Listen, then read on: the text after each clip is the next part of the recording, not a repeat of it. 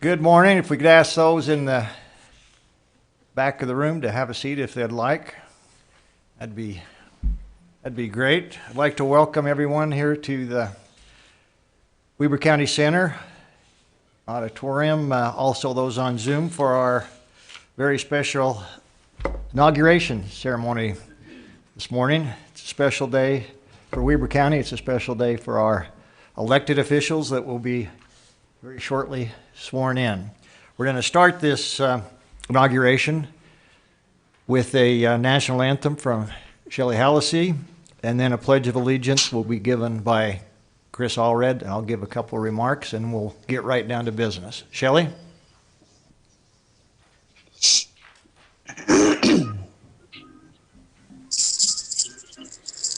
Oh, say, can you see by the dawn's early light what so proudly we hailed at the twilight's last gleaming, whose broad stripes and bright stars through the perilous fight o'er the ramparts we watched were so gallantly streaming, and the rocket's red glare, the bombs bursting in air, gave proof through the night that our flag was still there.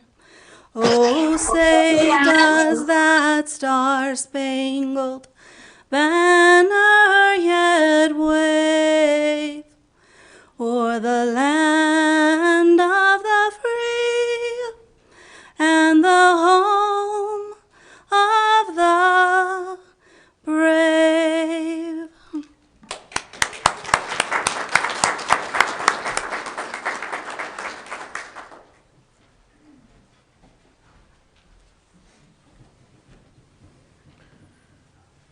Please stand or remain standing and join me in the pledge. I pledge allegiance to the flag of the United States of America and to the republic for which it stands, one nation under God, indivisible, with liberty and justice for all.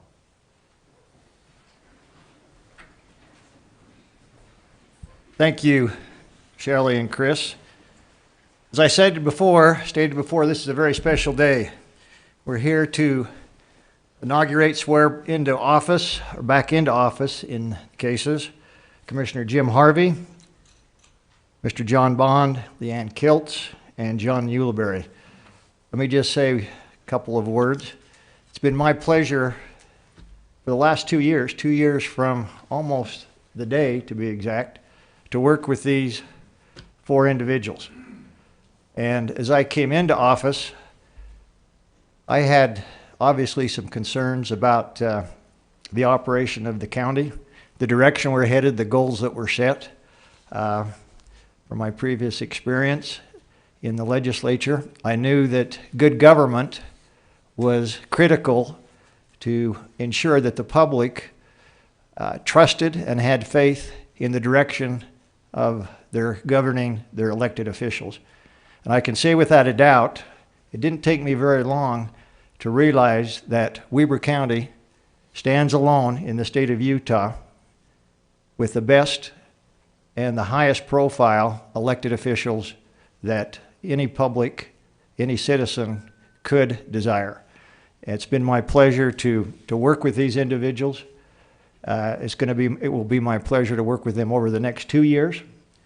And I can tell those listening online, the public that's listening, or those that are in the room, is you can feel very confident in the service and in the goal setting and in the work environment that these public officials put forth on your behalf. You're getting a heck of a deal out there with your public officials, I can say that. There's one of my favorite quotes, which I think holds very true for our Weber County officials, is great leaders, like the four I just mentioned, don't set out to be leaders. That's not their intent. They set out to make a difference, and they have a goal in mind. I can tell you that's very true in all these cases. They didn't look to be leaders. They turned into leaders because they had the desire to make a difference. That's what Weber County is about. And it's about making a difference for those citizens in Weber County to make our kids, grandkids, our family, our friends, make Weber County a better place and the best place in this state to live. So again, congratulations for those. Commissioner Harvey, Mr. Ulibarri, Mr. Bond, Leanne Kiltz, Ms. Kiltz, congratulations. Obviously, the public has a very high opinion, and they have the trust. The public has put forth their vote. They have the trust in what you will provide to them in the way of service over the next 4 years. Congratulations, and let's move on to our ceremony. And we're going to start with Commissioner Jim Harvey, and he'll be sworn in by his son, Lane Harvey. Lane, if you wouldn't mind coming up. Commissioner Harvey, if you'd go to this podium. The time's yours.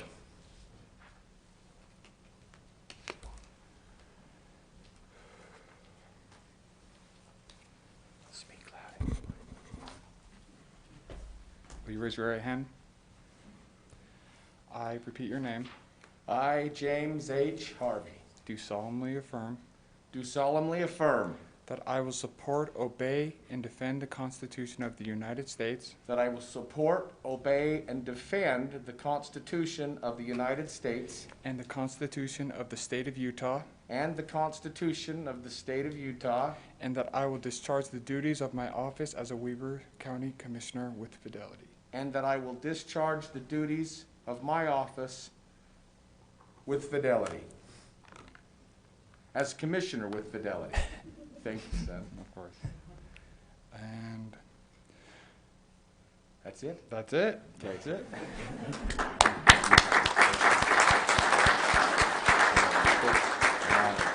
Thanks. We'll sign that after. Mr. Chair, if I could take a moment. We'd love to hear from you.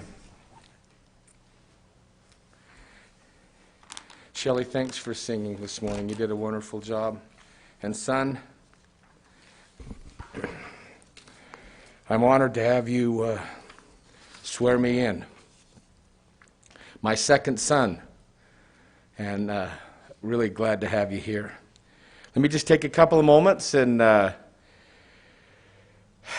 say I've trimmed my speech down from 90 minutes to 83 minutes, and so if you fall asleep, just bear with me just a moment. I want all of you to know that I love my job. I never had the ability to imagine just how great it is to work with all of you. People often say, Harv, don't you get tired of people yelling at you all the time? And I got to tell you, that doesn't happen very much. There's a few that yell at us, but for the most time, all we do is we listen. Then we have the privilege to be able to teach. And the resolutions end up good. And a lot of times, in fact, even yesterday, there was a customer that we had out at the fairgrounds in early December that because of COVID was interrupted, and I got a really nice thank you note. And we get a lot of those. We're lucky here. We have a wonderful team here. So I can't tell you how much I enjoy working with Commissioner Frohr and with Commissioner Jenkins. I would consider each of them mentors. They're good teachers. We get along. We don't always agree, especially because Commissioner Jenkins is not right very often. Sorry, no, it's true, but it's not appropriate. No, that's not it. But they're great examples, and we have a good time together. I appreciate being able to serve a second term.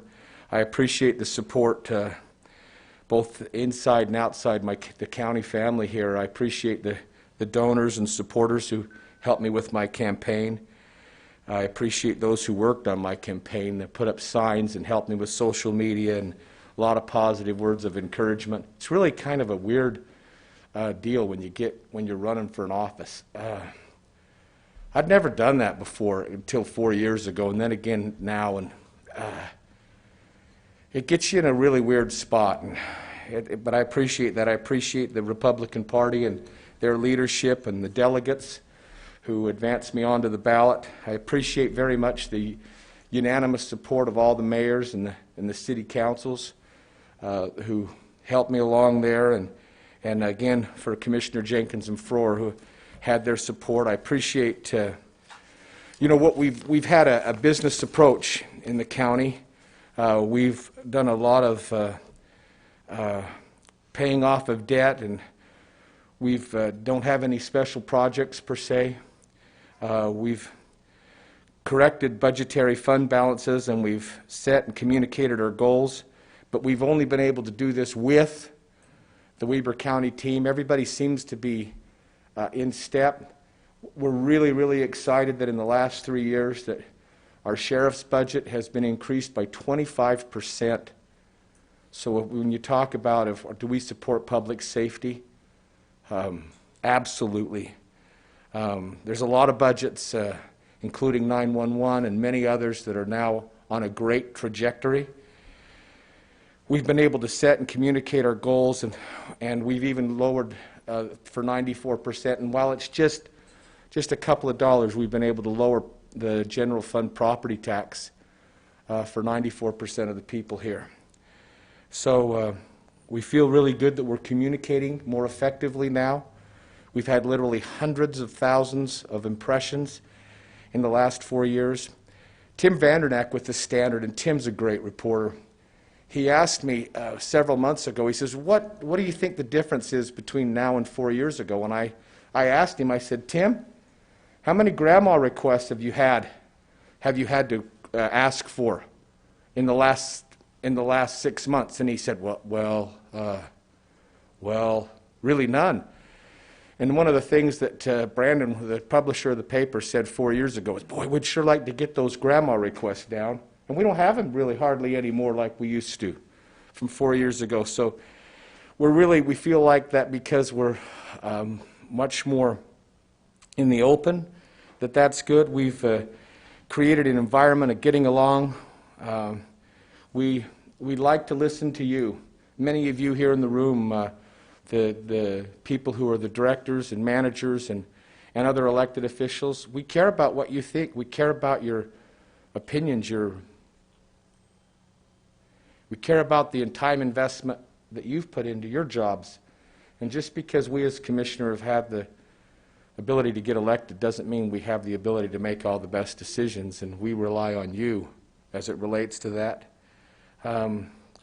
We trust our employees, and I think the attitude of our employees, they're happier today than they have been in the past. And all of us as elected officials, we get along really well, and we appreciate that. We respect one another. We get along with the cities. We're working along with Ogden and Roy and all the other 15 cities in the county, and we work with the legislature and the Senate of the state. And that's been a positive thing for Weber County. We've done some great things like economic development and partnered with Davis County, and the Center of Excellence created a wonderful Center of Excellence. And we've got a great library system that continues to do well, and great facilities that are just second to none. Our staff and our facilities in Weber County, there's no better staff or facilities in the state of Utah, all 29 counties, and we just do really good. And so what are we going to do? We've still got a few more budgets to work out. We are still going to support you as employees and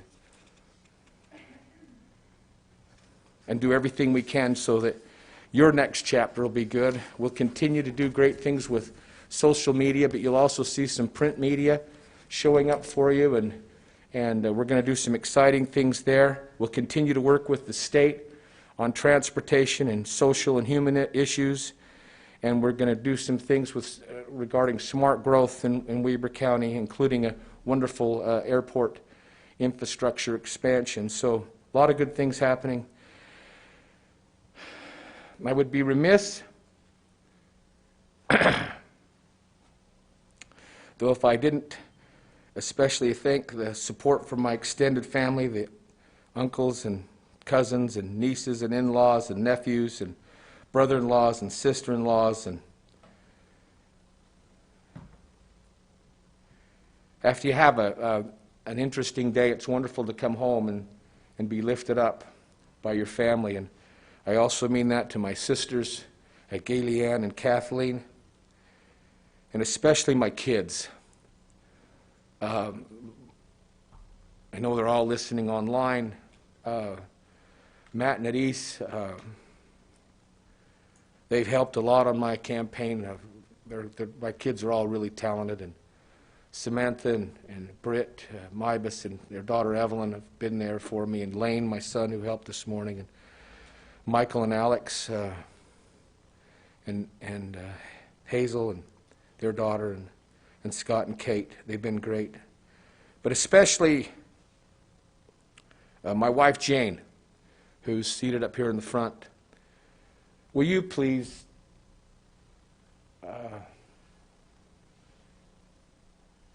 she is so unselfish, and she serves so quietly all the time, and oftentimes there's so much good done by her that's done in quiet. But would you please recognize her this morning with a round of applause?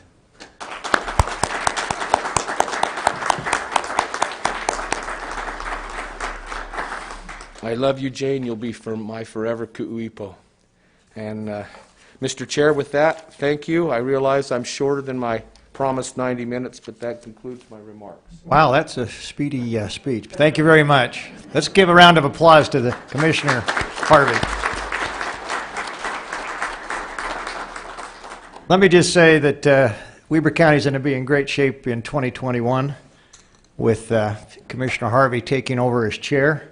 We're going to be in great shape as the commission. We're going to be in better shape as a county with your leadership. So we're looking forward to that, Commissioner. Congratulations. Let's now go to Mr. John Bond. If you'd come up, Mr. Bond, with, I believe, Brenda Wheelwright is going to swear you in. And while Mr. Bond is walking up, I'm going to give myself a personal privilege to say a couple words about Mr. Bond. And because I know that he wouldn't do this himself for any stretch of the imagination, but 2020 has been a tough year for a lot of us. As we all know, we don't have to rehash that, but some people have gone beyond the call of duty to help others and to ease the burden on small business, families, nonprofits, and people in government. And no person in this county has led more, done more for those entities I just mentioned than John Bond. He went beyond the call of duty again, spent many hours, over and above the 8 hours that most of us put in, working on programs, standing up the best program, and I don't say that lightly, in the state of Utah with little direction from either the state or the federal government, and was able to turn out a program that helped those people, businesses, nonprofits, in a significant and valuable way. I can say this, the citizens of Weber County couldn't be better served with a public official than you. Congratulations, John. Brenda, would you swear him in? I will. Raise your right hand. I state your name. I, John B. Bond, Do solemnly affirm do solemnly affirm that I will support, obey, and defend the Constitution of the United States and the Constitution of the State of Utah, that I will support, obey, and defend the Constitution of the United States and the Constitution of the State of Utah, and that I will discharge the duties of my office as Weber County Treasurer with fidelity. and that I will discharge the duties of my office as Weber County Treasurer with fidelity. Congratulations. John, we'd love to hear a few words, if you wouldn't mind.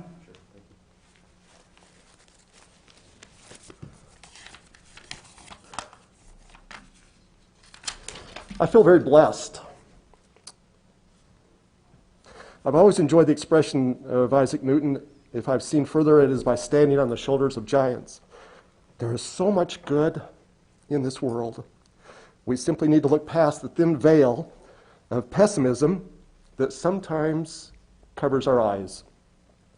That tendency to see the worst aspect of things or believe that the worst will happen means a lack of hope or confidence in the future. For us and our families, there must be and is hope for a great future. May we be part of that hope, that yearning to find goodness, and that we may be that catalyst to find that bright future. I've seen further because of my family, as well as those I've worked with. I thank those I've worked with in the past and the great staff I currently work with. Thank you, Brenda, for your example of leadership in our office. I wish you the best of life. Peace. Thank you. Thank you, John.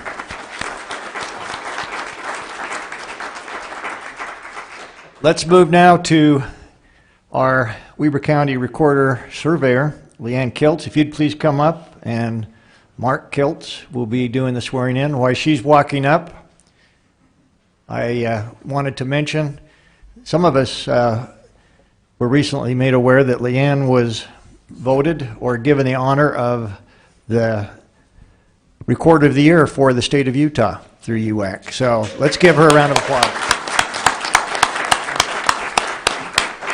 Let me say this about Leanne and her efforts in her office. Her office is extremely busy.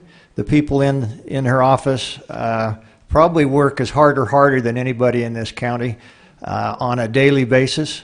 Their job never seems to get any less valuable or any less hectic. And she does a great job of managing that. And as I've heard from members of the public that work with her office, they couldn't be more pleased. Leanne, congratulations. Thank you. Just so you know, my husband had to do a random drug test, so this is really my daughter. We had plans, but that didn't work out. So this is my life. We improvise, adapt. So she was great to swear me in today on behalf of my husband. So, okay. All right, raise your right hand. Okay. I state your name. I, Leanne Kiltz, Do solemnly affirm do solemnly affirm that I will support, obey, and defend that I will support, obey, and defend the Constitution of the United the States Constitution of the United States and the Constitution of the State of Utah and the Constitution of the State of Utah as the Weber County Recorder Surveyor, as the Weber County Recorder Surveyor, and that I will discharge and that I will discharge the duties of my office the with duties fidelity. of my office with fidelity. All right. Thank you. You're welcome. Congratulations. Leanne, if you'd like to say a few words. Just a few words. First off, I'd like to thank my office. I wouldn't be here today without them. And they all ask me if I'm going to cry, and I start out with, no, I'm not going to cry. See, they're all betting. I'm not going to cry. But I want each of you to know how grateful I am to work with such a wonderful staff. I'm not always able to be at the front counter, and my staff is the people that support me and support the citizens of Weber County. I'd like to thank the gentlemen behind me. All three of them have been great supporters. I didn't, when I was little, ever think that I would be the county recorder or be into politics. But my office and the records of Weber County mean something, and I think they should be preserved, and the monuments and the surveyor's office and the property rights of each individual needs to be preserved, and that's what we're about, protecting your rights as property owners and as citizens of Weber County. Yes, we had a struggle this year in elections, and I've learned a lot, but I've also trusted that the people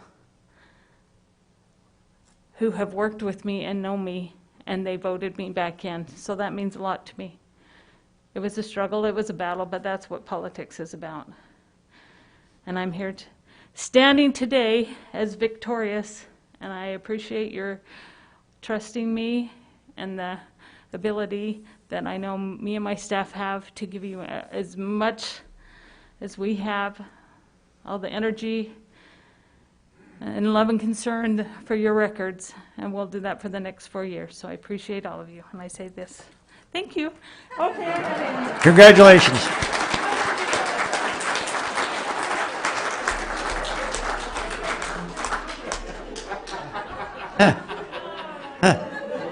was good. All right, with that, let's move to our final elected official, Mr. John Ulibarri. Will be sworn in as the Weber County Assessor, and I'm showing that Jordan Ulibarri and Aaron Greenwood will do the swearing in. And while John is walking up, I just need to say a couple remarks about John and the service he also provides to Weber County. John's got a tough job.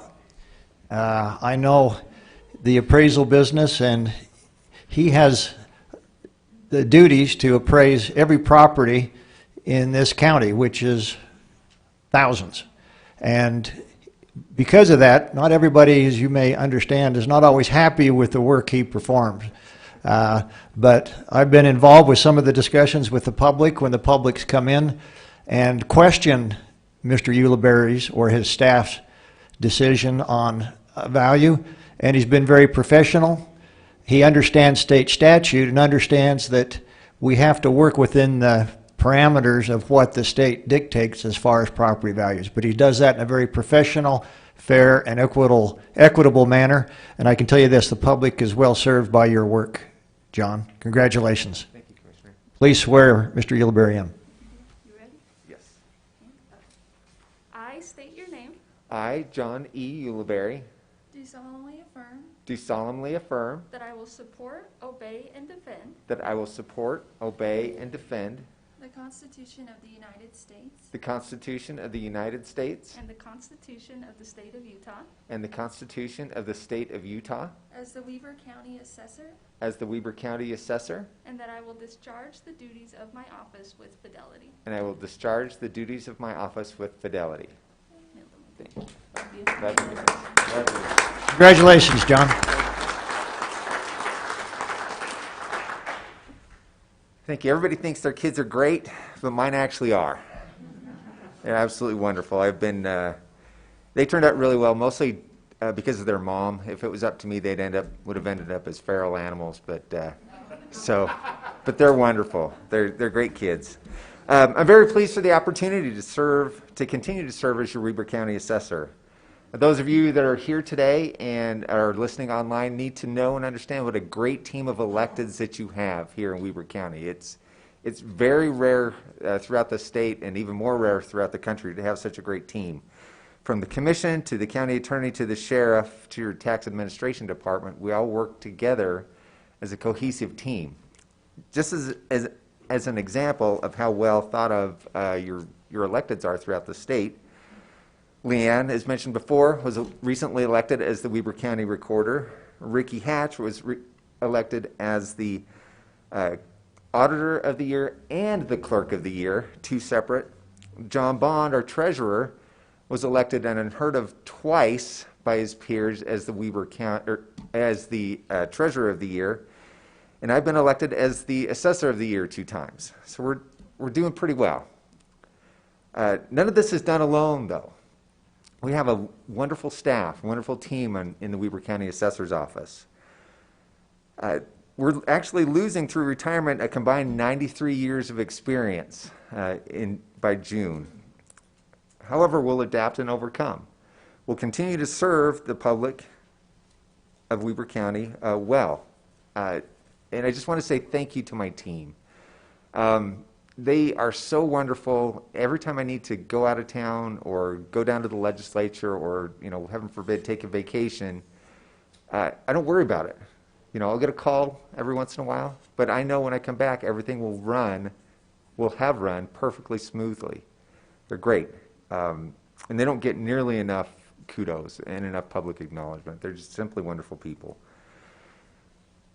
Finally, none of this is possible without my ultimate support staff, or support team, my family. My parents were wonderful teachers.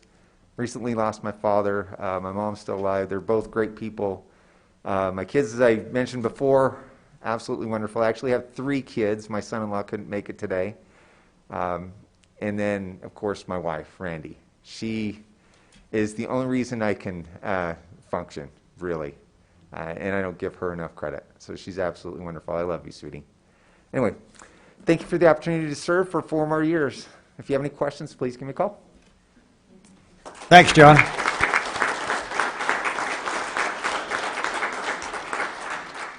If you wouldn't mind, I'd like to give a final round of applause to our 4 elected officials. Please join me in a round of applause.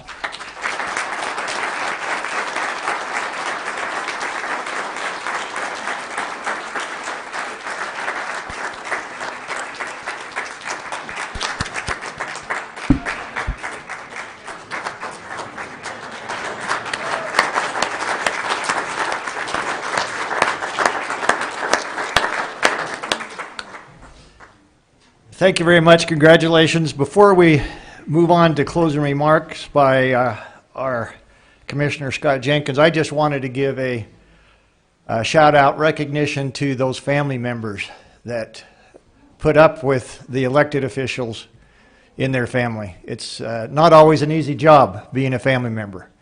They're there when the phone calls come in, sometimes when the not so friendly emails come through, and we rely upon, elected officials rely upon family and friends to get them through the days, weeks, and months for the duties that these 4 individuals are about to take on for the next 4 years. So again, family, don't think for a minute that you're not important, that you're not part of this process. This couldn't be done without your involvement, your support, and we appreciate you very much.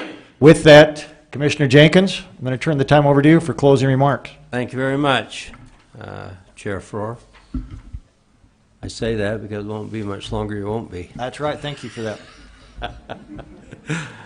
that. You know, it's special for me to be able to be here and watch these folks be sworn in today. When Leanne says that she never dreamt of doing this as a child, I know because I knew her as a child. And I'm sure she didn't. Anyway,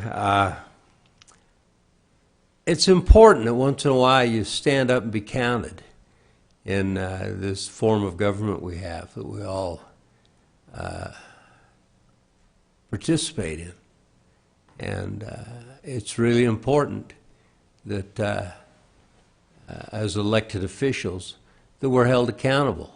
There's nothing wrong with being held accountable for your actions and your remarks and what you do.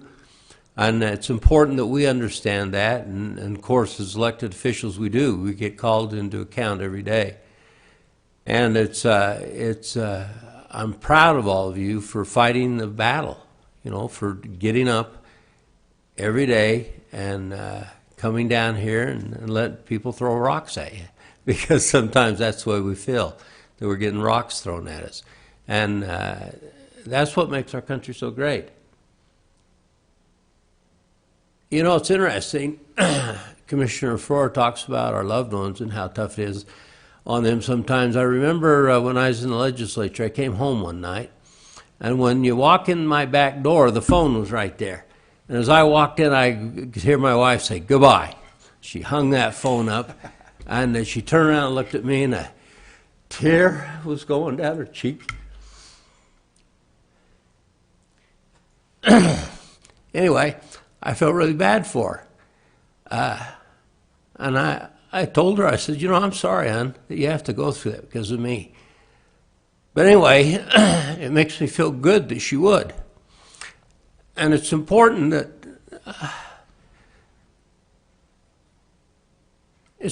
we all feel that in our heart and soul. So anyway, with that, I wish all these electeds the best. I congratulate you on what you've done. You're sworn in today, so here we go. 2 more years of being involved together, huh? That's it. Thank you. Thank you. Appreciate that. Thanks very much. With that, if there's no other business, we'll adjourn this meeting and re-adjourn as commission in about 22 minutes. Thank you very much for being here. For those people on Zoom, please take a second and congratulate those elected officials that now are serving for the next 4 years. We're adjourned.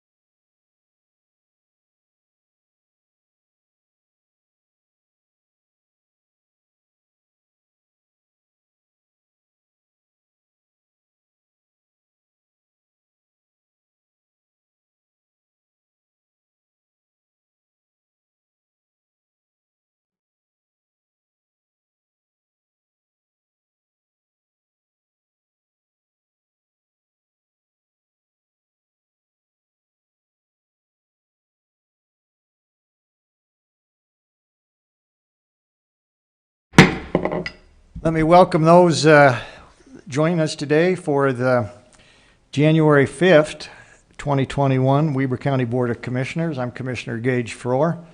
I'll be chairing this morning, at least the start of the meeting.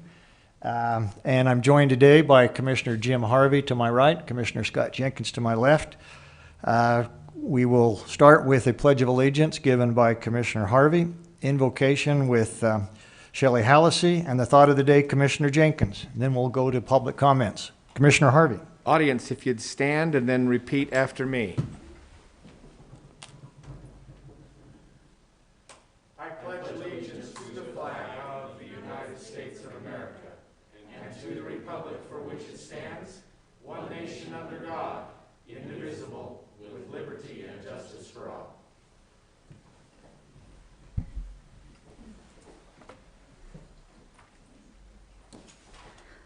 Our Father in heaven, we're grateful for the opportunity we have to meet here in this commission meeting.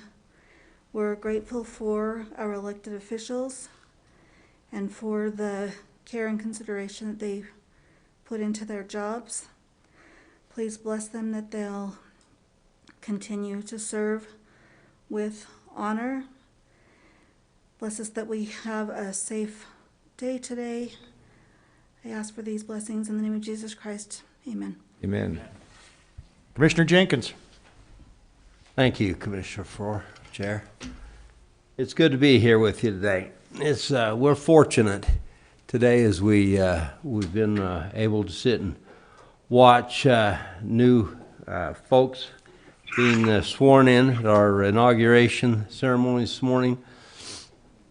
And now we'll transfer the gavel here today from one commissioner to the next. Well, it's important. It's really important to make sure that we get along, we respect each other, and that's what this is all about. And I really appreciate you two commissioners and what's happened here and is happening here. But it's also good, we have wonderful employees in this county, public servants. And so many people don't understand that. I've been here just 2.5 years now. And as I have been here, I've had a lot of people call me and not be happy with me or with things that are happening. But only of all the time I've been here, I've had one call on a snowplow driver. And when I sat and talked to the individual about the snowplow driver, we talked about where he plowed that snow and how he pushed it to the end of the driveway and how he wished that didn't happen. And I told him, I says, don't get mad at the snowplow driver. I says, that guy's just doing what we tell him. I says, I'm the guy you need to get mad at. And I says, if that message doesn't get back to him, it's my fault. Nobody else but mine. And it's interesting, he calmed right down at that point and said, okay, I understand what you're saying. And I said, don't worry, we'll take care of that. And I talked to Sean, and he talked to Joe, and Joe talked to the snowplow driver, and never heard another word. And that's the way it's supposed to work, though.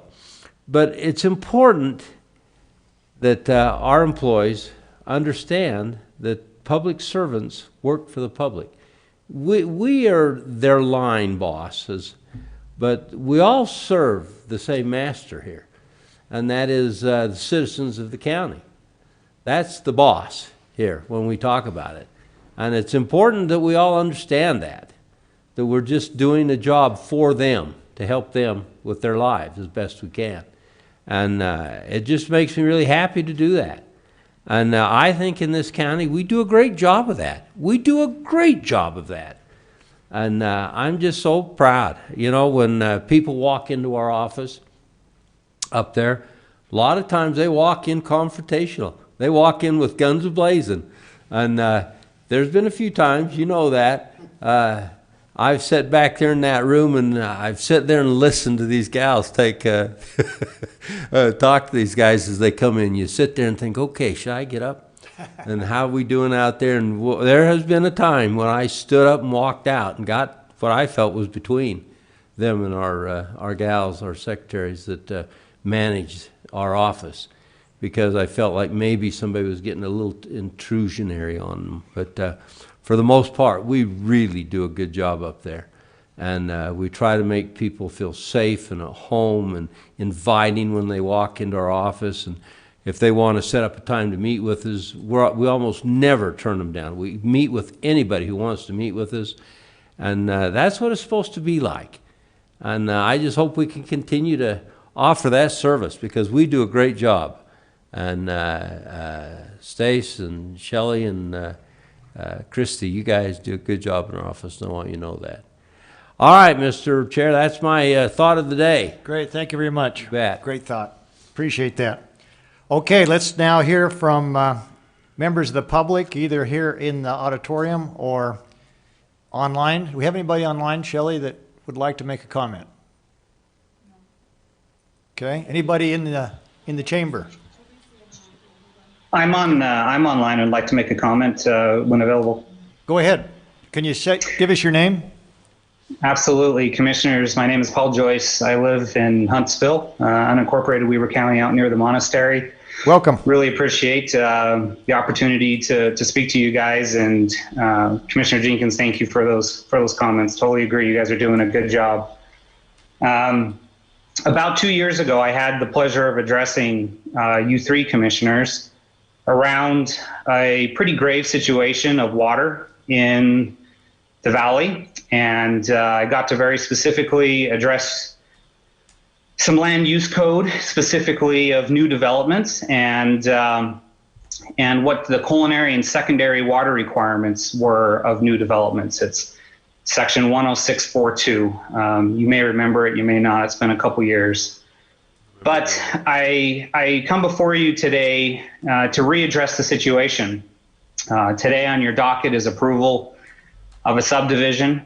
And the subdivision, we continue some bad behavior. When I addressed you last time, you took it serious enough that we had a working session in your chambers there outside of the auditorium. Charlie, you were even called the majority of, not a majority, but many of the major presidents of the water companies in the valley into the county offices and listened to our concerns. And there was even a new draft of the code that I had the pleasure of providing some feedback to Charlie. Yet other things took precedence. And I know it's no excuses from anybody, me or others, you know, gravel pits and COVID and others took precedent. So here we are, a couple years later, looking at approving yet another subdivision in which there is only a small fraction of the water has been proposed to the county that would be needed for culinary and secondary as part of the approval of the subdivision. And it will, and it is having a direct impact of existing citizens in the Ogden Valley. And I wanted to remind you of the efforts that we made a couple years ago on this subject, and implore you to finally do something about it, to take it serious, to put it back at the top of the docket, to put it back front of mind, that there is a real situation up here. These land use codes are being interpreted inconsistently. I can show you subdivision to subdivision where the code hasn't changed, yet different rules have been required by the county to get approvals. And yet all of the approvals, again, only require a very small fraction of the water to be required to get those approvals of the subdivision. And it leaves the citizens, it leaves the people that vote for you unknowingly in bad situations. People buy these lots and they either unknowingly steal the water, or they get put in a position that costs thousands and thousands and thousands of dollars to obtain the right water rights that the developer didn't to irrigate these lots, if they even can, and or even worse, venture off into multi-year lawsuits that cost tens and hundreds of thousands of dollars, like the situation that I and my neighbors are in. So I ask that you put this back front of mind and we get some real resolution on the subject. And I hope your families have been safe during COVID, and appreciate the opportunity to speak to you today.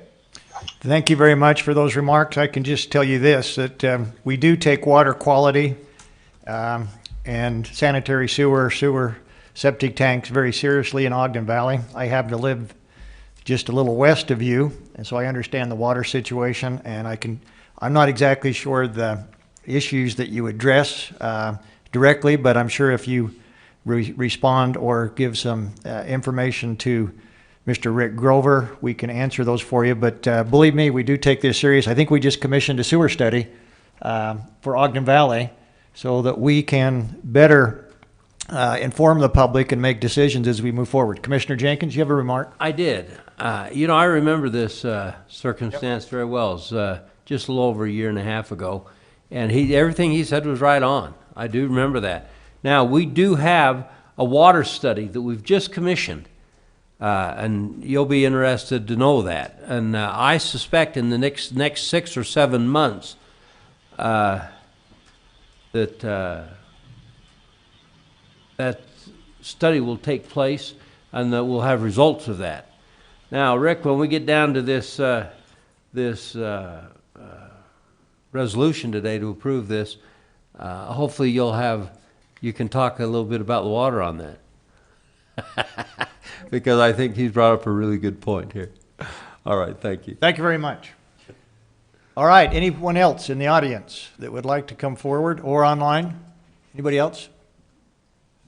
Thank you for taking the time for those remarks, sir. We appreciate that.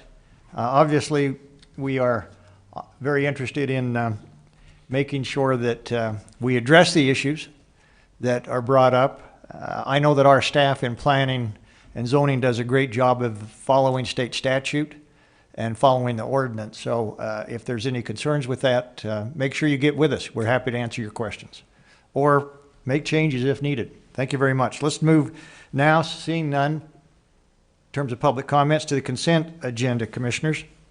Let's start with consent items. F1, request for approval to ratify warrants 3389 through 3401 and 455,666 through 455,762 in the amount of $1,740,903.45, dated December 29th, 2020, and approval of warrants 3402 through 34018, and 455,763 through 455,853 in the amount of $554,211.16. F2, request for approval of 2020 purchase orders in the amount of $15,217.11. 3, request for approval of 2021 purchase orders in the amount of $87,940.15. 4, request for approval of minutes for the meeting held on December 22nd, 2020. 5, request for approval of a $7,379.62 donation of Prop 1 funds to the Trails Foundation of Northern Utah for trail bollards and project management cost. And 6, request for approval of retirement agreements by and between Weber County and the following individuals: Lorraine Olson, Cheryl Potter, and Stephanie Tatton. That would be our consent items. Commissioners, questions, comments before we go to Ricky for further explanation? Chair Faure, could you repeat those numbers for items 1, 2, and 3? 1, 2, and 3 Yes, I think the numbers were off a little. for the warrants or the dollar amount? The dollar amount specifically, like it's 3 million, not 1, for number 1. The amount is also 544,000. And number 3 was 877. I think you said 800. Okay, excuse me. 877,949.15. I probably misquoted that. 15,217.11 on the purchase orders. Is that correct? Yes. 500. Is it 544,211.16? And then 3 million. And the 3,740,903.45. Is that correct? Okay. They're in different color prints, so obviously with my eyesight, I didn't pick them up very well. So.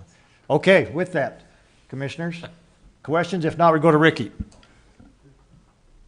Commissioners, we issued 2 purchase orders and 2 warrant registers for the past 2 weeks. The last purchase order run in 2020 was 9 POs for $15,000. Largest amount there was $5,000 for Microsoft server licenses. That made up about a third of that amount. For the first PO run in 2021, we issued 102 purchase orders for $878,000. It's common that the POs in the beginning of the year are fairly large, as a lot of departments open up their blanket purchase orders or their open orders. Our roads department issued open orders for road salt, other supplies, and some equipment maintenance, and that was made up 25% of the total amount for $219,000. For 22%, or $193,000, the library had open orders for building maintenance, supplies, and materials. We had 3 items that equated to 12% each of the total, or just over $100,000. One for the transfer station to purchase equipment tires, as well as supplies and materials. One for information technology, primarily to purchase the annual Oracle software license, and then one for fleet to purchase a new Mack truck, including a new bed for that truck. And then the ice sheet had 7% of the total amount, or $64,000, to purchase concessions and building maintenance orders. As far as checks, the last check run of 2020 had 112 checks for $3.7 million. Just about half of that amount, $1.8 million, is for 12th Street construction, and that's paid for through transportation tax dollars. 23%, or $861,000, was health insurance for employees and retirees. And then 16%, or $602,000, was due to CARES Act disbursements, as well as some emergency medical equipment purchases. Now, for the first check run of the new year, we issued 109 checks for $544,000. Exactly half of that amount, or $270,000, was CARES Act disbursements, as well as paying for emergency medical equipment. 13%, or $75,000, was employee and retiree dental, vision, and disability insurance. 10%, or $52,000, was for the transfer station to pay for hazardous waste disposal, as well as some equipment maintenance. And then 6%, or $31,000, is for the jail. That went towards food and building maintenance. And that's it. Thank you, Ricky. Questions or comments for Ricky? Or questions on the consent items? The comment I have, not necessarily a question, but the comment I have, is on page 2, the Staker Parsons for $1.767 million.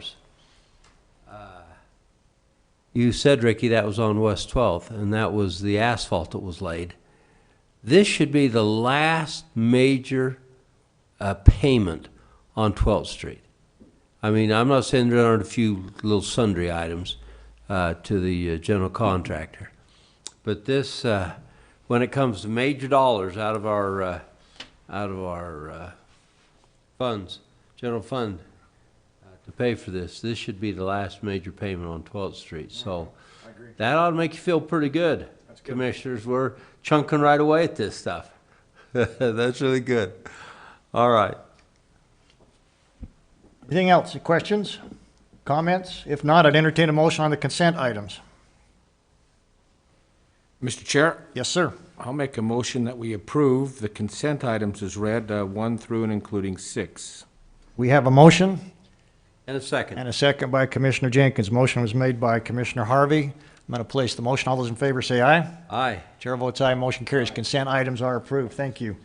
Let's now go to our action items. G1, discussion and or action on appointing chair and vice chair to the Weber County Commission, and I'll be the presenter on that. With that, commissioners, I'm just going to make a couple of remarks before I make a motion, if I might, since I'm going to give myself a personal privilege. Maybe the last personal privilege. Maybe the last one. Let me just say, I want to thank the staff, Weber County, the people that I've worked with, obviously our staff upstairs. It's been a pleasure in this position over the last 12 months.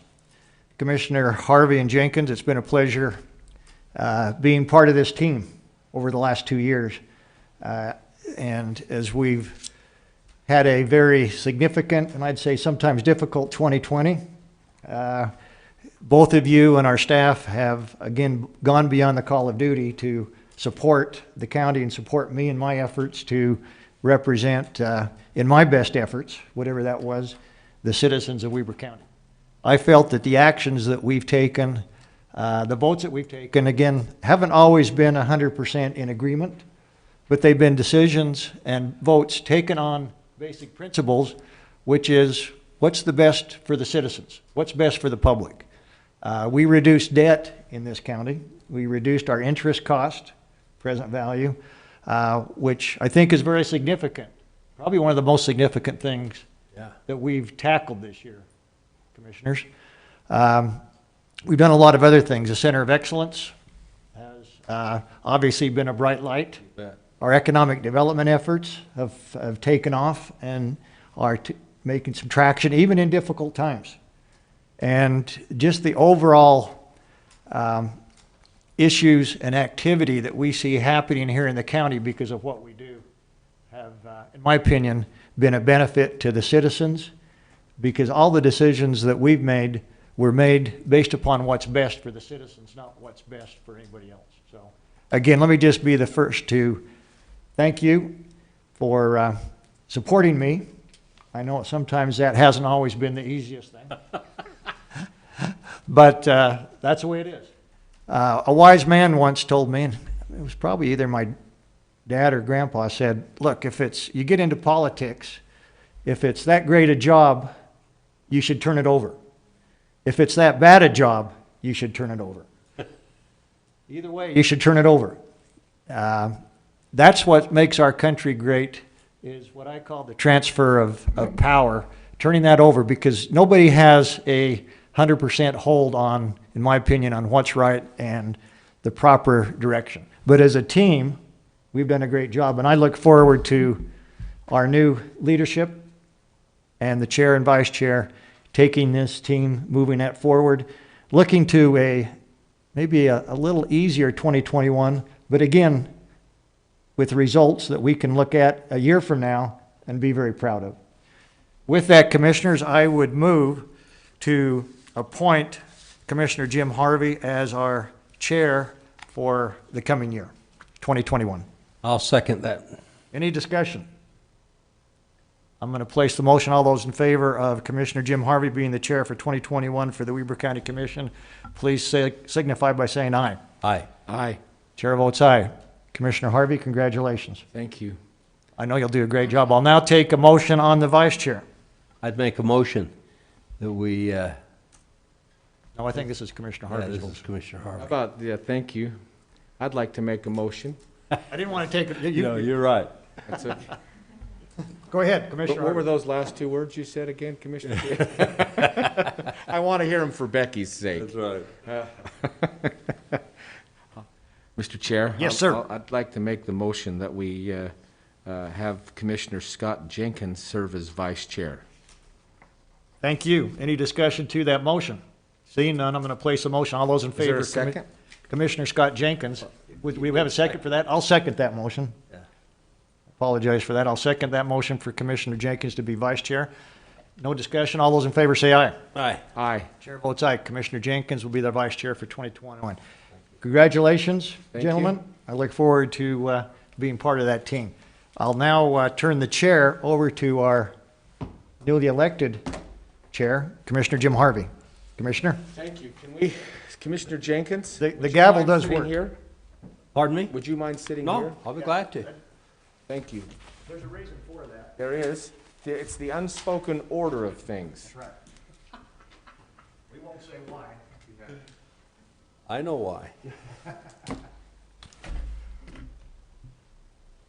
got that chair warmed up for me? Yeah, it's warm. Thanks. My posterior is a little larger than yours, so I'm warm all the way across.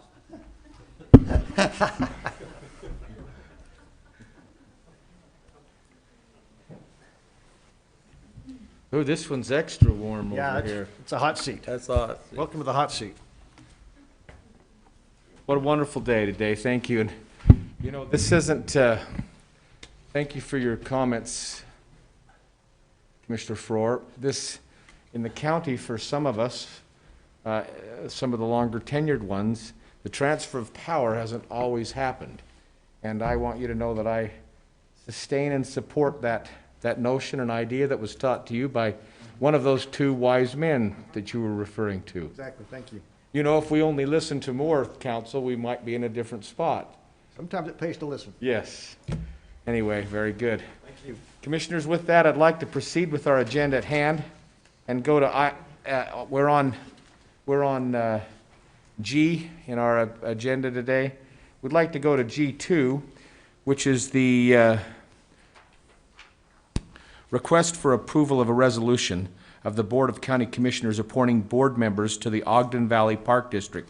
Our presenter is Stacy Skeen. Ms. Skeen, go ahead. Oh, thank you. Thanks, Stace. You have a hard time remembering who we are. So you want to be able to see that name? Well, everyone else to know who you are. Good morning. I'm here to present a resolution for the Ogden Valley Park District. They have 4 members on the board whose terms expired at the end of December 2020, and 1 member, Brent Christensen, who is retiring from the board early, so creating a midterm vacancy. I received 5 applications. Michael Loud, Mark Farron, Christopher Allen, Nick Frohr, and Allison Ianello. And I contacted each one to see if anyone was interested in serving the midterm position, and Nick Frohr, that's the position he would like to fill. The others would fill the 4-year term. So, asking for your approval on the resolution. Just to be, so it was the request of Nick Frohr that he serve the midterm, then, or fulfill the remainder of that midterm vacancy. Right. Very good. Commissioners, questions? If not, I'll entertain a motion for approval. Mr. Chair, I'm happy to make that motion. Great. I'd move to approve the names as submitted by Ms. Skeen for the Ogden Valley Park District and for the terms that she mentioned in the agenda. Motion recognized. Is there a second? Second. Great. Resolution 1. Resolution number 1 for 2021. Thank you. Commissioner Frohr, Aye. Commissioner Jenkins, Aye. and Chair Harvey. Aye. Thank you. Thank you. Thank you, Ms. Skeen, for that. We appreciate that. Tammy Adelot. This is a request. Item number 3 on our agenda is a request for approval to ratify the final approval of Sunshine Valley Estate subdivision, which is Phase 2, consisting of 7 lots. This request includes road dedication and improvement agreement. Thank you. Ms. Adelot. Thank you. Good morning, Commissioners. Just wanted to make a note that we appreciate Mr. Joyce's comments, and I'm sure that Director Grover can address where we are in the process of adjusting that subdivision code relative to water and septic. For this project before you, we have one of the requirements of our land use code is that the applicant provide proof of water for each and every lot within the proposed subdivision, and Mr. Lowe has provided those documents from Weber Basin. In discussions with Weber Basin, so planning tends to follow recommendations from the Culinary Water Company with regards to their requirements for secondary water. As you know, many of the water companies out west do require proof of securing irrigation water. Weber Basin Water has allowed for their leases to be used for irrigation water as well. Typically, their recommendation is that 0.55 of each acre foot be used for culinary purposes and 0.45 be used for irrigation purposes. And that is within the staff report that's been provided to you. Again, this is 7 lots in the FV3 zone in Huntsville. Most of the improvements have already been installed, which is why you're seeing such a delay in bringing this before you for final approval. There is an ephemeral stream that runs through this, and so a bridge has had to be constructed. That has had to go through a lengthy approval process with our county engineering division. And with that finally complete, planning would request final approval on this with the condition that a well permit be secured from the state of Utah prior to recording this subdivision. Do you have any questions for me at this time? Commissioners, go ahead. Mr. Jenkins. So Tammy, the question I have, so is this a 3.5 acre lot? Or 3 acre lot, I mean? Minimum 3 acre lots. The total project area is over 30 acres. All of Okay, these so- lots either meet or exceed Right. the minimum requirements. Okay, so the requirement for water is 1 acre foot, right? The state, to be honest, in discussions with the state, they don't mandate how much of your lawn you need to water. They do state that typically they are leased in acre feet increments, and Weaver Basin has indicated what amount of water is typically used to sustain a typical family-size household. Right. And this is exactly the discussion that the gentleman who called in commented on. The fact that he's required to get an acre foot of water, which he will purchase and the subdivider will have here. But an acre foot is not enough for 3 acres of land. And so even though we require 50, or we allocate 55% or 0.55 of that acre foot. Rick, I'm kind of looking at you. Do I have this correct? Tammy, am I doing this right? Can I comment real quick before Director Grover? Our land use code doesn't mandate how much water you need. I know Just it that doesn't. you need to secure culinary water. Weber Basin actually outlines those recommendations. So this is exactly what the gentleman was complaining about. Right. Just what you said, Tammy, you're right. We don't allocate, and I'm not sure we should. We should say, look, it's enough for it. But to his point, the prospective buyer, they will come forth buying this and they'll say, okay, you have a well permit and 55% of that well permit is allocated for your irrigation. Well, under an acre lot, that's fine. But under a 3 acre parcel, you just can't go out and irrigate your hayfield behind the house. Right. And I can see where this gentleman has some concerns where he thinks that it's not being fair across the board, but we rely on Weber Basin and we just require that amount per lot. Right now, what we are working on and as you commissioners are aware, we're working on trying to get a water study completed up in the Ogden Valley. And right now, if you are within an area that provides water, you need to tie into that. But if you don't, you can use the well system. And the ordinance allows for both those options right now. And so depending on where you're located, that determines on which route you're going to proceed. Once we have that water study done, hopefully that's going to give us a lot more clarity, and then we can start moving forward with the subdivision code. But we've kind of been holding back on that because we wanted to get the water study and the sewer study completed, and then also we've had a bunch of other things going on, as you know, as well. So that's where we're at currently with the water and the sewer up there. So my point is, though, and Commissioner Farrar, this is your area up there, but we're getting ready to approve the exact circumstance that this gentleman that called in was commenting about. The fact that we now are approving 2 acres of weeds, in effect. That's kind of what he's saying. I didn't mean to be dramatic there, but what he's saying is we're going to have a couple acres of weeds behind this house because he won't have the water to irrigate it. But we do have the ordinance in place dealing with the weed height. We do have the weed height. Mr. Chair? Please. If I could make a comment. Please.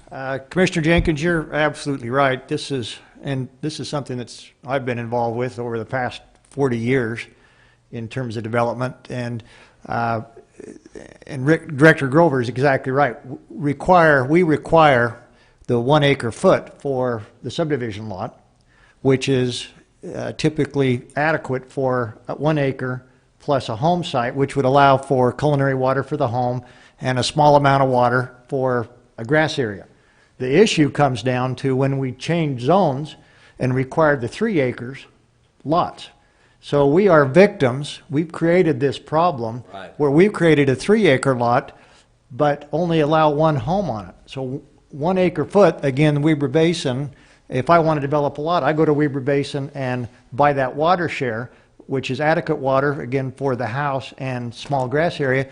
But the rest of it, I'm not going to go out and water my agricultural fields or animals. There's not enough water to do it. But we're the victims, or we've created that situation because of our requirement for 3-acre lots. Now, the question comes down to, do we require somebody to come in with proof of, I'm going to call it irrigation water or stock water from another source, which is not that available in any area in Weber County right now. It's pretty much spoken for and taken care of.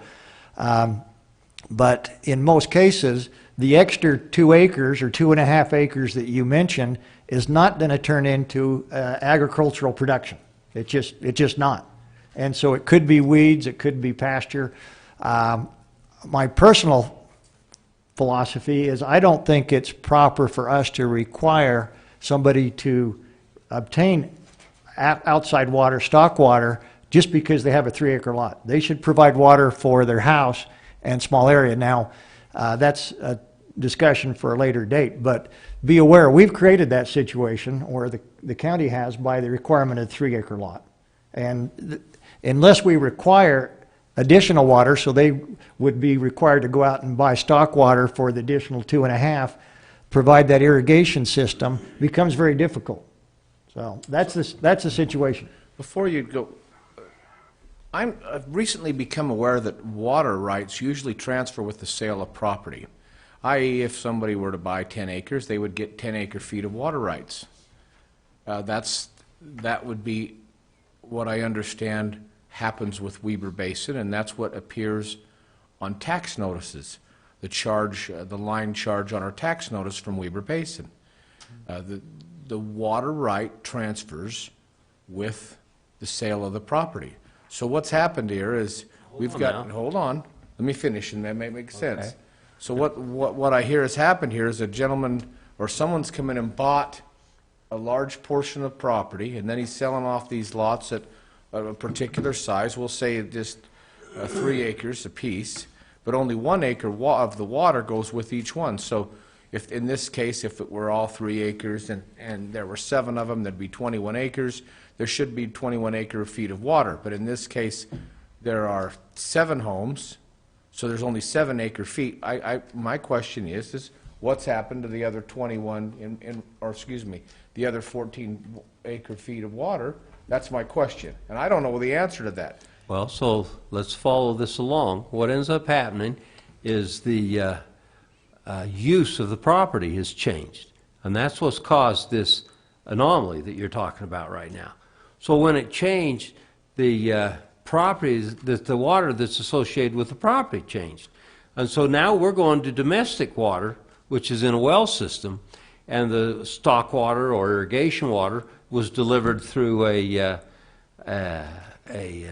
aquifer or another well, source. a ditch. Ditch water. So what ends up happening here,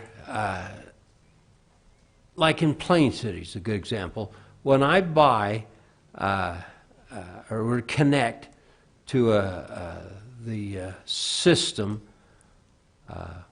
Culinary with Bonavista Water, they deliver it out there. Is that a culinary? Uh-huh. Okay. So when they deliver the water out there, they require me to be connected to a secondary system so that they know I won't be using my domestic water to irrigate my property with. They don't want that to happen. And the reason is because they don't size the pipe to do that. They size the pipe that they deliver the water in for your culinary services. And they don't want anybody overrunning that. So anyway, then I have to go buy or connect to a secondary system, which is out there, and they will connect me. But in order to be connected, I have to turn water shares in that are attached to the property, because the property is now transferring the use of it. So what's happening here is we're not requiring that transfer to take place. So I guarantee you, this property has been irrigated. It's probably a hayfield or something similar to that right now. And there's water that's associated with that has been in the ditch to serve this. Well, I'm assuming, and you'll have to answer this, Rick, that transfer of water is not following the property here. So there is, whenever you have an actual underground system in place for secondary water, Right. you have to extend that system.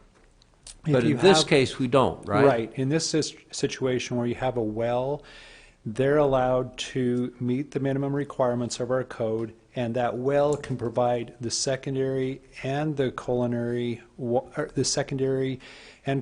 water options.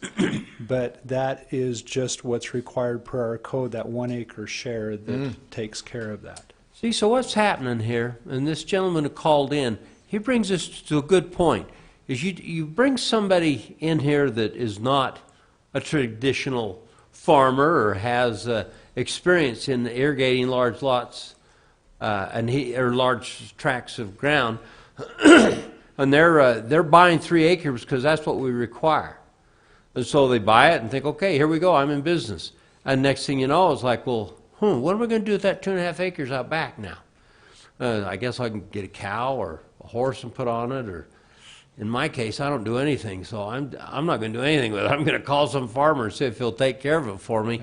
But it's not irrigated, and so it ends up being dry farmed and just going to crap. You know, we really need to look at this. I agree. But for this subdivision today, all of a sudden, I'm not going to vote for it.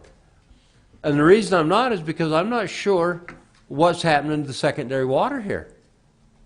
And so I would make a motion, Mr. Chair, that we move the agenda on this and put it on next week's agenda, unless you're prepared to answer the question of what happened to the water that's attached to this. Yeah, you're fine waiting till the next. Yeah, meeting I'd like to address move the agenda here, Mr. Chair. I'd make a motion to do that for a week. Motion heard. Is there a second?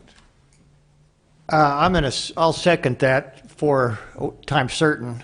I don't want to hold this particular subdivision up, but just to clarify some things, and Chair Harvey, you know, you made the comment that 10 acres would require 10 water shares.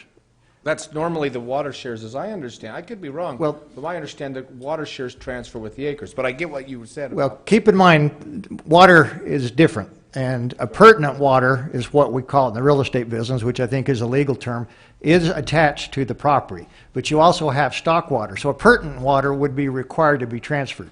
I have sold a number of parcels of property that has stock water, or what we typically call ditch water, that an owner might have 10 acres with 50 shares of Huntsville water. That Huntsville water stock is not required to be transferred to that property. Now, if a buyer and is anticipating that he breaks that into 3 acre lots that wants to irrigate it, a legitimate informed buyer would say, look, I'm only going to pay that price or buy that property if you transfer 10 shares of Huntsville irrigation to that site. Not required. That's private. That's your private property. That's like selling stock. That would be like saying you're going to buy a house. Well, I want your common stock of IBM to go with it. Two separate issues. It's not appurtenant. It's private property that can be transferred or not. Again, the issue comes down to, do we require then somebody that wants to do a 7 acre or 7 lot subdivision to go out and buy 21 shares of Weber Basin? Because in order to adequately water that ground, they would need one water share, 1 acre foot per acre, right? Does that make sense? That makes sense. So the other option for us to say, look, we could, which I think comes down to state code, is that we would have to then amend state code to say, look, if you have a 3 acre lot, we want you to buy 3 Weber Basin water shares. And again, the problem, that may sound like a legitimate issue, but then how do you mandate that somebody puts in the infrastructure? Now I have 3 water shares. How do I irrigate that additional 2.5 acres? Do I put in a pump? Do I put in sprinklers? Most people are not going to pay the additional cost. They're going to say, look, I'm not going to spend an extra $10,000, $15,000, $20,000 in sprinkler line and pumps, etc., because that 2.5 acre is not productive. It makes no sense to spend $20,000 for pasture grass. Does that make sense? So the option is to require additional water shares. Again, if you're going to require additional water shares, then it leads to the next step. Okay, we're going to require you to come in with a proven irrigation system. To me, that's overburden. I agree with That should be up, that's a private property right issue that I can't support. That, again, that would be the determination. But that's how, at least my understanding over 40 years of water rights. Chris? Yes, that's correct. If there's two ways to transfer water rights, you can deed them or they come pertinent to the land. One other thing to keep in mind as you consider this matter is that if there are future code changes that are going to be coming about, that would not be relevant to this particular application. We have to view it in the according to the laws as they exist right now. That's called the vesting rule. And if someone comes in and they have met all of the requirements of the land use code, the state statute requires approval. And that's my concern with the delay on this, even though I'll second that, is that we have an individual or an applicant here that's met code for that currently exists. If we want to change that, then we can change it for future. But I struggle with the idea that, hey, we're going to change this now because you haven't met our expectations for the future. Understand. So, Commissioners, we have a motion and a second. Can I speak to that again? We have a motion and a second to delay this for time certain for a week. Commissioner Jenkins. So, it's interesting. I absolutely agree. There's two ways that water follows the property. It's considered there's so many shares it takes to irrigate and perpetuate crops on that property. The other way, though, is it's done through time in the ditch. For example, in Plain City, on Plain City irrigation shares, each share gives you 7 minutes. And so you buy the shares you estimate that you're going to need on that property. Now, we're required out there to turn those shares in, and in our case, the people who own the secondary system, Pineview Water, can take Plain City Irrigation shares water, and they can do something with it because it all comes out of the same ditch. In many cases, that can't happen. You know what I mean? In other words, but those irrigation shares do end up surplus. So where this subdivision right here, 7 lots, isn't it? Yeah, so these 7 lots are going to end up not using their secondary shares anymore, and that will end up being a surplus to the ditch system that owns them, the irrigation company that has that right to that. And so it will end up being a surplus, and I suspect the person who's doing the developing will end up selling those shares back to the company, and they'll do something with it. Weaver Basin. Well, I'm not sure it's Weaver Basin in this case. Could be, you mentioned one, Gabe. I heard Weaver Basin in the presentation. Weaver Basin's providing the shares for this. Well, that's the primary water. Correct. Yeah, but in his case, you were talking about Huntsville water. Yeah, and you may be right, you may be wrong, based upon, there's a lot of property in the valley. Right. And out west as well, that doesn't have access or hasn't purchased additional stock water that can be used elsewhere. So very possible that this particular piece never had any ditch water. Didn't have any Huntsville water, didn't have any Liberty irrigation water. There's a number of parcels, I can name you several right off the top of my head, that have never had ditch water because they haven't had a delivery system. Right. And so when you start talking about water, you have to look at where the water comes from, the water rights in terms of are they stock water or is it Weber Basin, and then you need to look at how is it going to be delivered. And without a delivery system, and then without us mandating a delivery system, which would be a Pineview system, for example, becomes very problematic in my mind. It does. In fact, you mentioned something there, and I've been rolling it around in my head trying to get a thought on. Anyway, you said, well, I don't want to get in the sprinkling or in the supply side. Delivery side. Delivery side. I'm not sure I would agree with that. And the reason I say that is if I was buying a lot in this subdivision, I would want to make sure that my neighbors take care of their property because I want this to be a really nice subdivision I'm going to be living in. Well, if we all end up shy of water and we end up with 21 or 22 acres of rangeland, or what it would end up being without water, all of a sudden that goes from a very desirable situation to a very undesirable situation. So for us to require a plan or something that would at least denote what their intention was on how they would service that extra land, I'm not sure that's terribly intrusive. Boy, you bring up a good point here, Gage, and that's why I wanted to debate this a little, because you never really know, is it government's role to get into this? Well, in this case, it very well might be. That's a discussion we need to have, Rick. I think it's a discussion we need to have, but they're meeting the code right now. Current code. The current code right now. And right now, the current code says you need to provide this amount, and they have met that requirement. I'm going to jump in here. I think the current code is what we're talking about that needs to be explored, whether the presentation or the argument was made by Commissioner Jenkins or by Commissioner Frohr.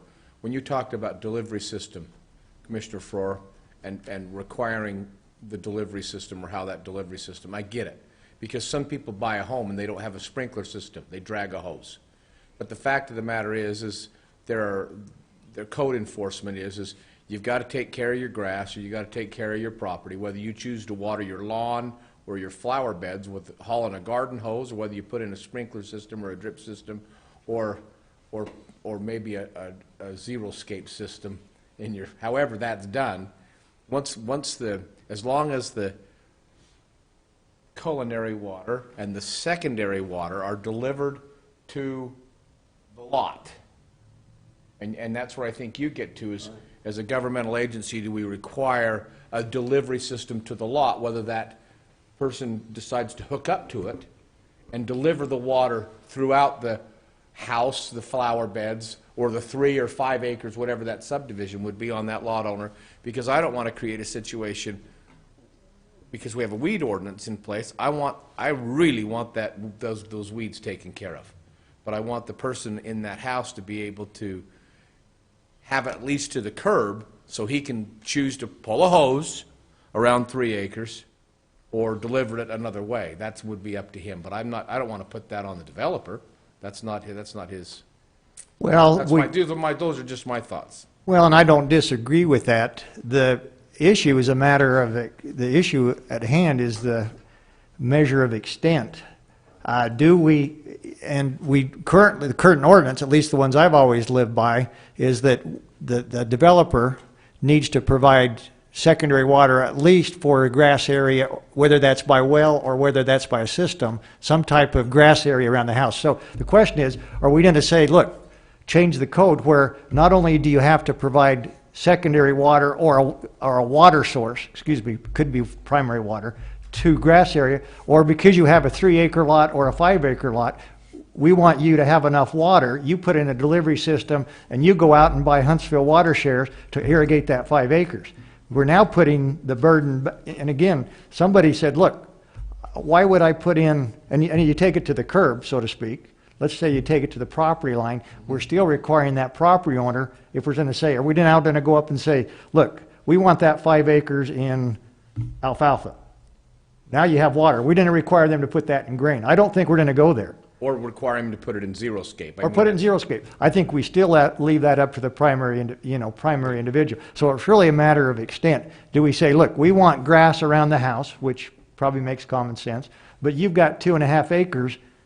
Are we going to put the burden on them to put in sprinklers and put the burden on the developer to supply enough water, which is really the question, for 5 acres versus 1 acre or the ½ acre of grass around the house?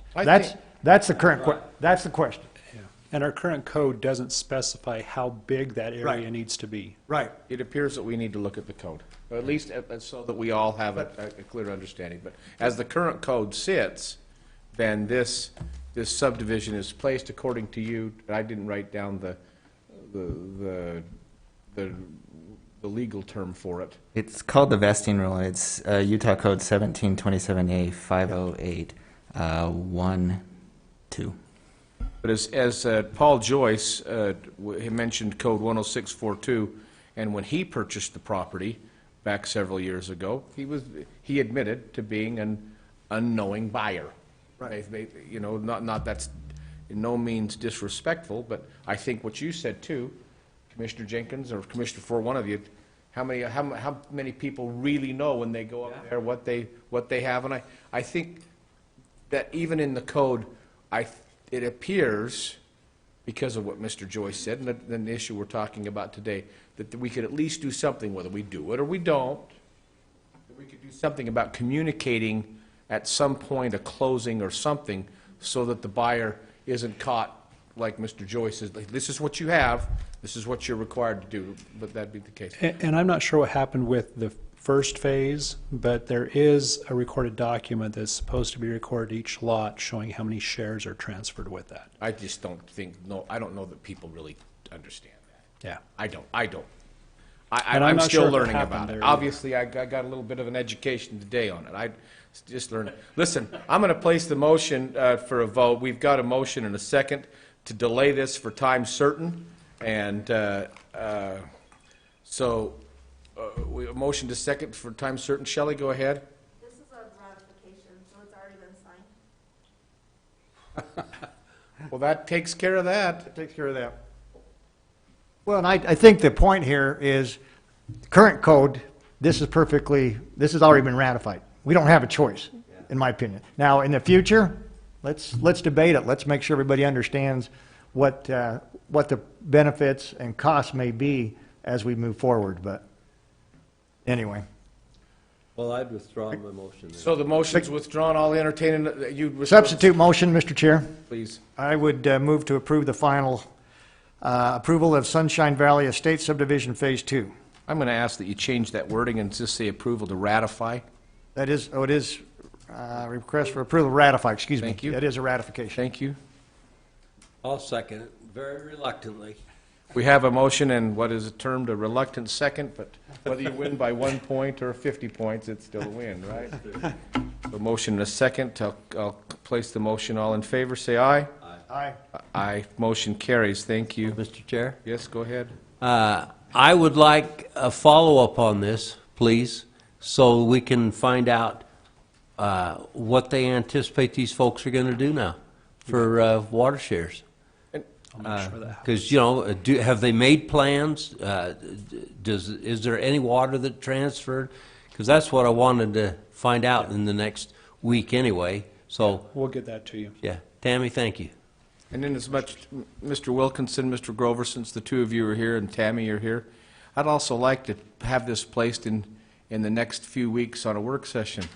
I'd like to address it again because I unfortunately, as a city slicker, wanting to be a cowboy one day, admittedly, not growing up on the farm, and loving learning about water, I'd like to be more educated, and I believe there are others, and Mr. Joyce was one of them that like to, if they can in their life, get a little more property to be at least educated on what they're buying, and so that if they do, like he does, wants to take care of his 3 acres and now doesn't have the ability to do so with the way he wants to do it, I'd like to protect that moving forward. So if we could work on that through a work session, and then if you just keep maybe his information too, because I'd love to, in as much as he cares enough to make a comment and come back again and follow up on that, let's keep him in contact. He's respectful, appreciate what he's done there, so thanks. I think through my awkwardness of that, you get it. Of course you do, because you have perfect heads. Okay. Well, Mr. Chair? Yeah. One more comment. Yes. You know why I said perfect heads, those of you who are laughing with hair. Thank you. So this gentleman that called in made the comment that Charlie and you guys sat down with some water company presidents and you had some meetings. We weren't involved with those meetings directly. No. Yeah, I would like a little report on that. You bet. Because apparently you've done a fair amount of research here.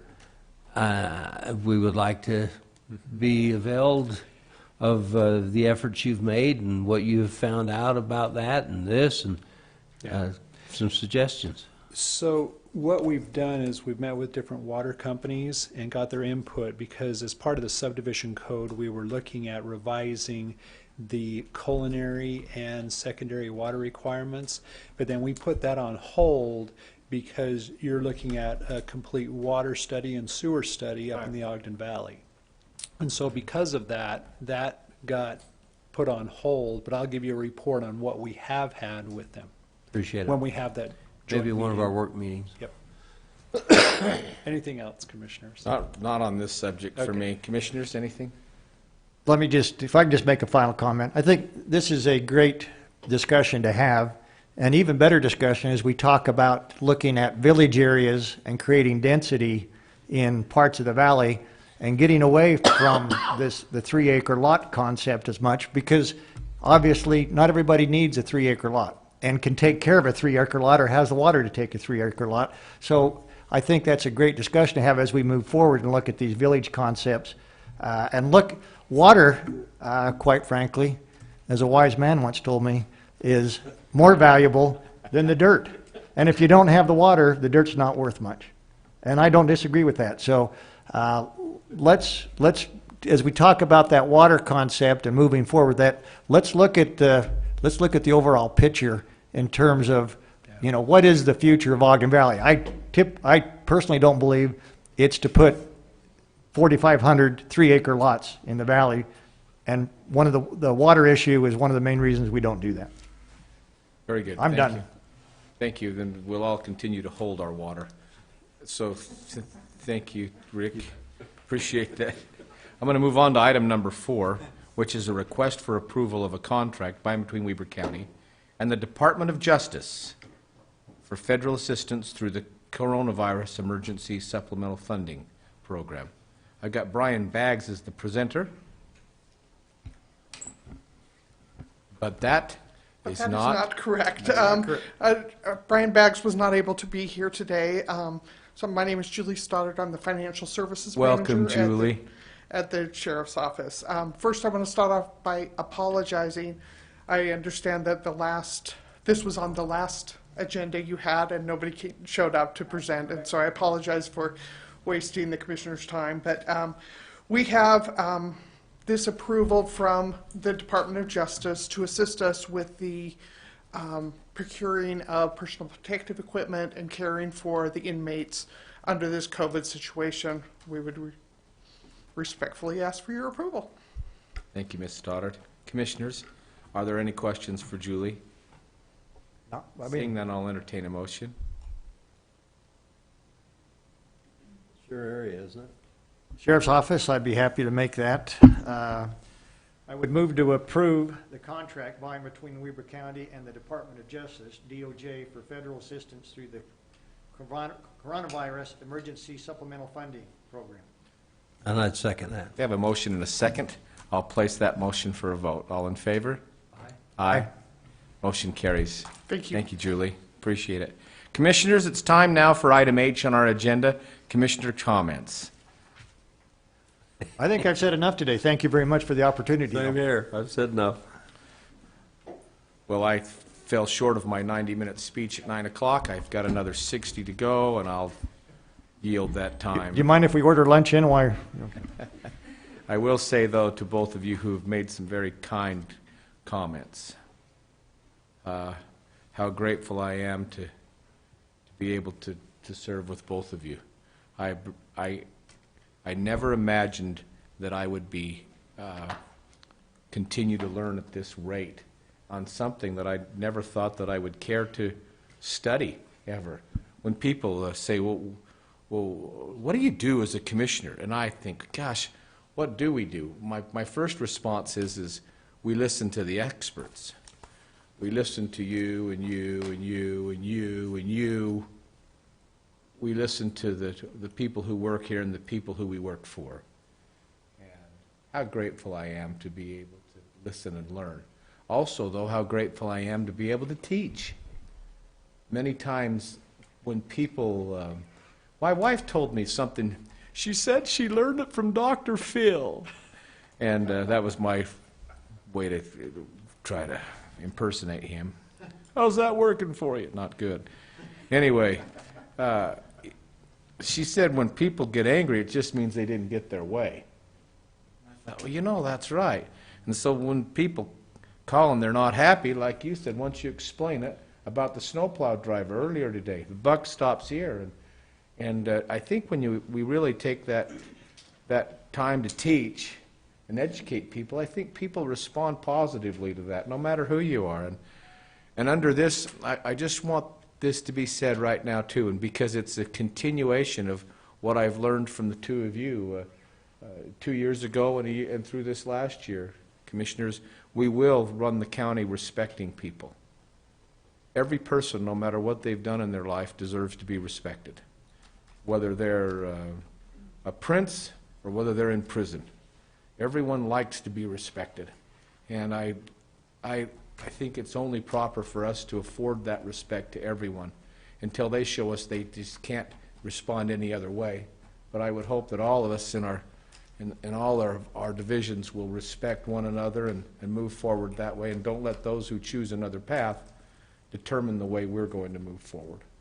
So I wish all of you luck and a happy new year. We've shown that we can do hard things in 2020. If those hard things continue for a little longer, so be it. But we've gotten through famously, and we've done so being able to help people through a lot of great things that are done by all of you. So with that, I'll entertain a motion to adjourn this, to adjourn this public meeting and move to a closed session. Second. Motion and a second. All in favor? It's a roll call. Roll call vote. Fatima? You know, I was going to say that. I know. At the end of the year sorry when I beat you finally to you it. corrected me 15,000 times. Commissioner Jenkins, Commissioner Faur, and Chair Harvey. Aye. Thanks. We'll go now to our closed meeting.